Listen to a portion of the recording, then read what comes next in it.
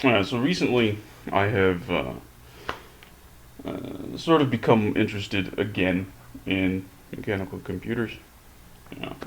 In like middle school and high school, I tinkered around, and kind of the end of high school, I sort of built sort of a prototype of a universal computer that was mechanical. That was very different architecture from what you'd see. I didn't understand how like computer chips and shit work, like how they do math. So I went about it my own way. Yeah, no. So recently, I'm kind of like in my free time. Hey, let's watch videos about you know uh, Babbage's difference engine and the analytic engine and all that shit. And there came a point where I was like, wait a minute, that it looks like Babbage's difference engine is based on something earlier. And then I saw something about the Pascaline by Blaise Pascal.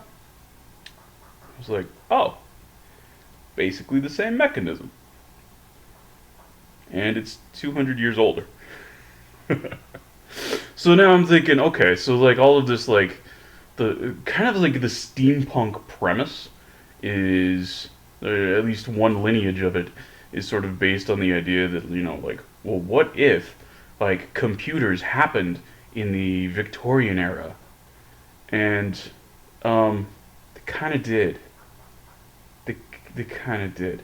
And it sort of hinges around Babbage's designs, but I don't think that's the right way to look at this. When I looked at the history of this, right? So in 1642, Blaise Pascal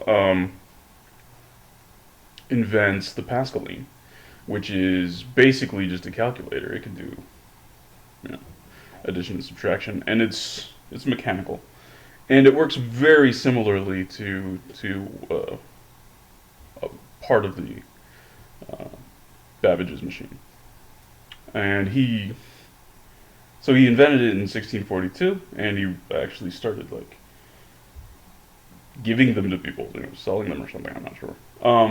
In 1645, and apparently quite a few were made. Maybe 20 or 50 or something like that. I don't know. A fair number were made. So this is the thing. In the mid 1600s, if you're rich enough, you got the right connections, you can have a mechanical calculator made by Blaise Pascal. That's kind of cool. And then nearly 200 years later, 1819, Babbage builds a demonstration model of his difference engine, right? But effectively, when you look at it, this is just multiple Pascalines that are piped together, right? So the output of one affects the input of another, right? So it's basically just a bunch of Pascalines put together back to back. And that was in 1819. And then a year later, the Arithmometer comes out. And this is really just a refined Pascaline that can be produced in larger numbers. It's sort of designed to be a little bit easier to manufacture. It's a little bit more robust. It's, you know, right? And this is a year after Babbage invents the difference engine, except this is a commercial product, the Arithmometer. And it's really just the same as a Pascaline. So we're working with 180-year-old technology at this point. It's not new. Neither of these are new, really. Right? Babbage's difference engine, what it's doing, it's working on solving specific types of differential equations, but it's using just a bunch of Pascalines put together. And the arithmometer is just a refined version of a Pascaline, right? And every mechanical calculator from then onward has a mechanism that is basically the same, right? You get a little bit of, I would say, significant innovation when you get keys, but the keys are usually running a mechanism that's basically a Pascaline, so it's still basically the same thing, right? So it's like, okay, well, so the difference engine is working with differential equations.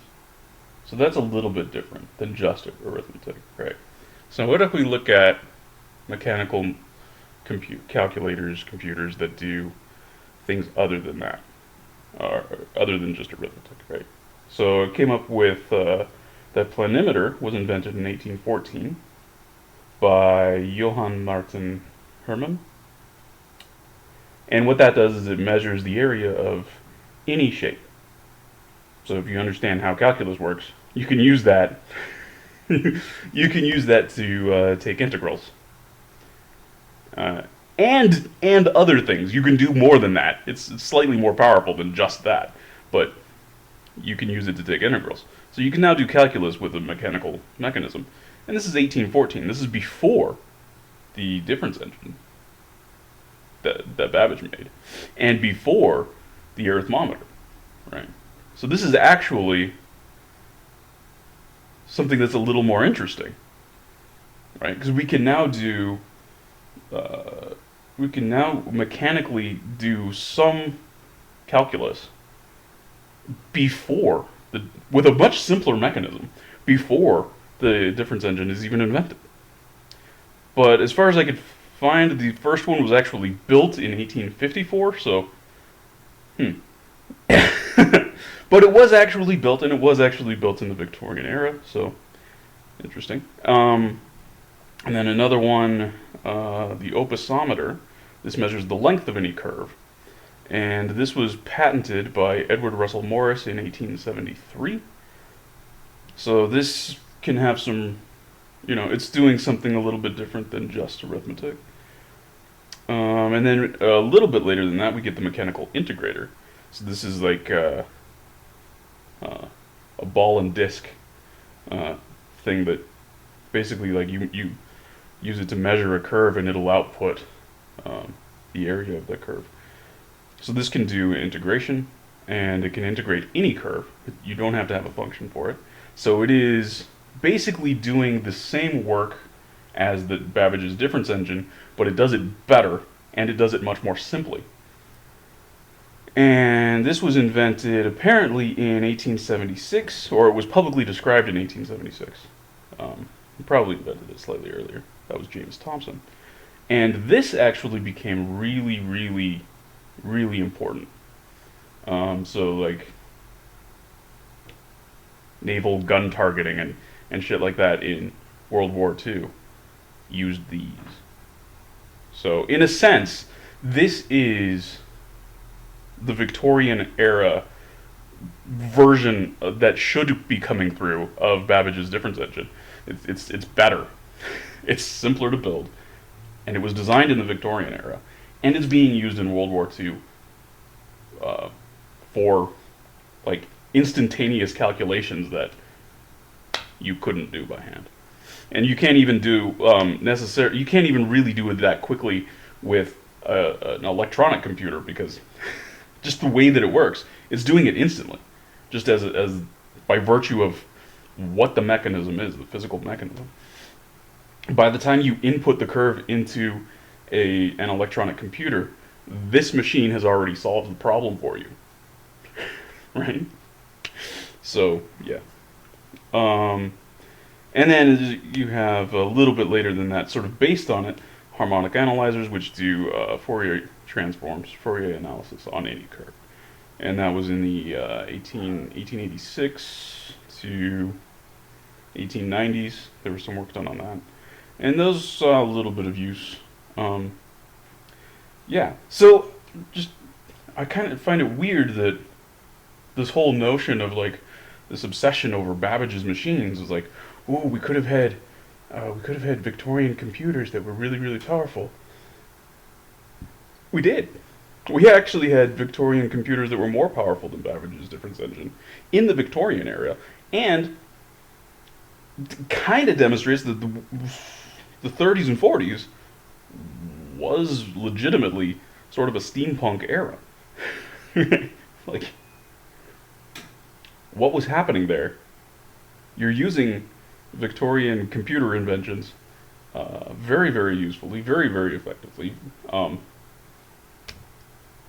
yeah, like it's kind of weird to me that uh, like the whole steampunk idea isn't looking to the 30s and 40s and being like, wait, that's actually kind of what we're talking about right there. I don't know.